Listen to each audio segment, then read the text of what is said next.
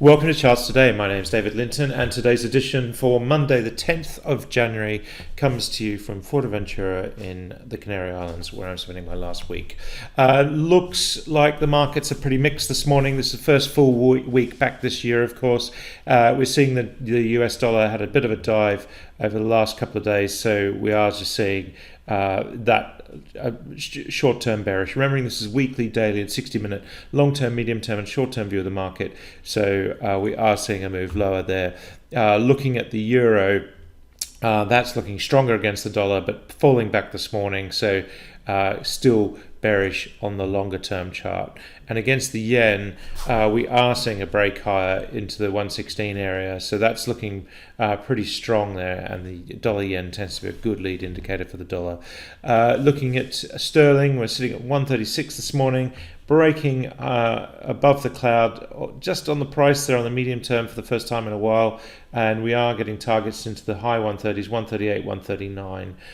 So interest rate expectations in the UK increasing, and that's also having an effect on sterling against the euro. We're seeing a break higher here as well, with good upside targets into the 120s. Bitcoin is up this morning, but has had a terrible week last week. We see the big bearish candle there for last week, so we are just lower there. The S&P 500 index was down on Friday, just falling away here on that shorter term chart, so that's quite key. And the same is true of the NASDAQ, so we're seeing that lower as well. The future's looking flat for the open. The FTSE 100 index, little change there. The DAX is down 0.2%, so we are just seeing the short term just falling away there as well. Asia was mostly up, looking stronger there. India up over 1%, so that's looking pretty strong.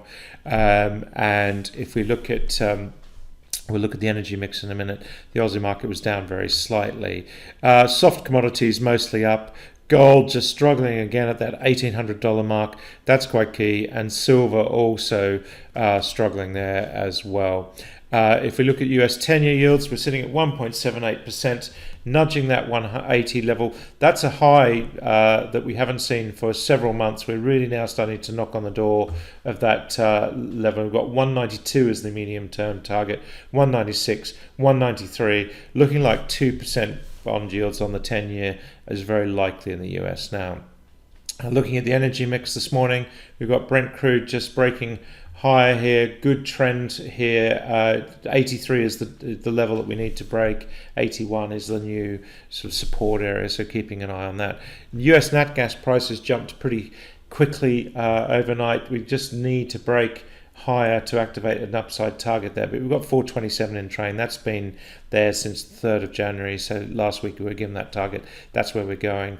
Coal sitting between $100 and $130. That's the big range that we're looking at. Emissions are lower this morning. We are just seeing potentially a lower low just forming here on the daily chart, so we just do need to be aware of that. And we've got a downside target of 77.50, so that is a little bit worrying this morning.